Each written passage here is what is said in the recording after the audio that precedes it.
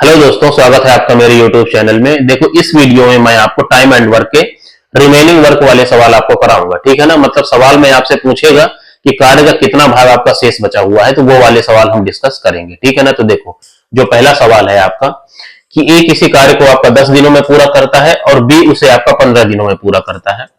5 दिन तक मिलकर वो एक साथ काम करते हैं।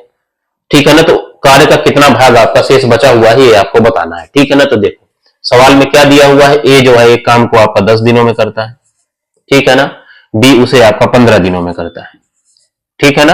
तो हमारा जो सबसे पहला टास्क होता है कि ए और बी का उनके द्वारा कि एक दिन में किया गया काम आपको निकालना रहेगा। ठीक है ना। तो कोई एलसीएम लेने की जरूरत नहीं है। ठीक है ना। आपको क्या करना है, जो दिनों की संख्या दी हुई है इनको उल्टा करके आपको रेशियो ले लेना है। ठीक है ना। तो दिनों की संख्या को आप उल्टा करके रेशियो ले लीजिए। 15 अनुपात आपका 10। ठीक है ना। तो कितना हो गया, 5 3 15 और 5 दूनी 10। ठीक है ना। तो ये जो 3 आया है ये ए का काम है, एक दिन में वो 3 यूनिट काम करेगा। और ये जो 2 है आपका, ये बी का एक दिन का काम है, वो 2 यूनिट काम करेगा एक दिन में। ठीक है ना। इसको मैं हटा देता हूं। ठीक है ना। और देखो, उनके द्वारा जो एक दिन में किया गया काम होता है वही उनकी इफिशियंसी और उनकी क्षमता होती है। ठीक है ना। तो जो उनके द्वारा किया गया एक दिन का काम होता है वही उनकी इफिशियंसी होती है। ठीक है ना। तो देखो, अब आपको क्या करना है, सबसे पहले टोटल वर्क निकालना है कि हमें टोटल वर्क कितना करना है। ठीक है ना। तो चाहो तो आप इसको इससे मल्टीप्लाई कर दो या इसको इससे मल्टीप्लाई कर दो, आपको टोटल वर्क मिल जाएगा। कितना हो गया, 15 दूनी कितना हो गया आपका 30। ठीक है ना। 30 टोटल वर्क मिला। अगर आप इसको इससे मल्टीप्लाई कर दे 10 33, तब भी आपका टोटल वर्क आपका 30 ही आता है। ठीक है ना। अब देखो, अब सवाल में देखो, ए जो है एक दिन में 3 यूनिट काम करता है, बी आपका 2 यूनिट काम करता है। तो एक दिन में कितना यूनिट काम करेंगे, 3 में 2 जोड़ो, ये कितना हो गया आपका 5। एक दिन में उनके द्वारा जो किया गया काम है वो 5 यूनिट है। ठीक है ना। उन्होंने 5 दिन तक मिलकर एक साथ काम किया, तो कितना काम कर देंगे, 5 दिन में 25 यूनिट आपका काम हो जाएगा। ठीक है ना।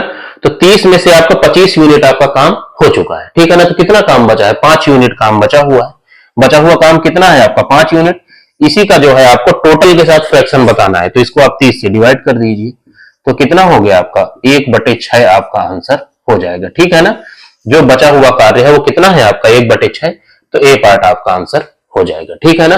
तो जितने भी रिमेनिंग वर्क वाले सवाल है उनको आपको ऐसे ही सॉल्व कर लेना है। ठीक है ना। एक सवाल मैं आपको और करा देता हूं। ठीक, क्वेश्चन नंबर दूसरा देखिए ना, बिल्कुल आपका सिमिलर सवाल है और बहुत ही आसान सवाल है। ठीक है ना। देखो, ए किसी कार्य को 8 दिनों में करता है, बी उसे आपका 16 दिनों में करता है। 3 दिन तक उन्होंने साथ में काम किया, तो कितना काम आपका शेष बचा है, आपको यही बताना है। ठीक है ना। तो देखो, दिनों की संख्या आपको दी हुई है, इसका उल्टा करके आप रेशियो ले लीजिए।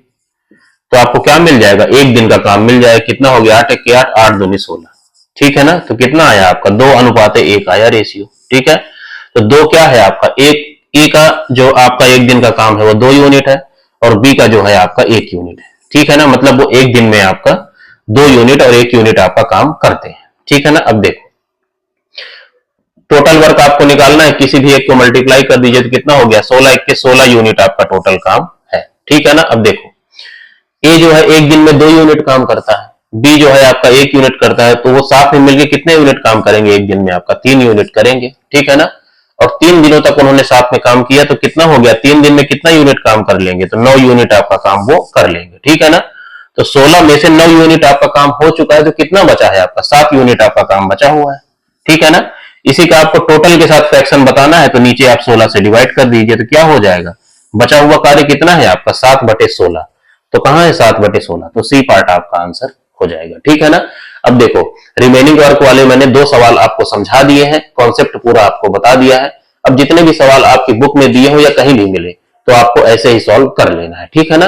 और देखो, कभी भी आपको एफिशिएंसी निकालना हो तो एलसीएम की बिल्कुल भी जरूरत नहीं है, उसको आप रिवर्स करके ऐसे ही निकाल लिया करिए। ठीक है ना। ये सबसे छोटा तरीका है इन सवालों को करने का। ठीक है ना। तो इनको आप 1-2 बार देखिए, अच्छे से समझिए, तो फिर आप जो है एग्जाम में सबसे पहले इन सवालों को बना पाएंगे।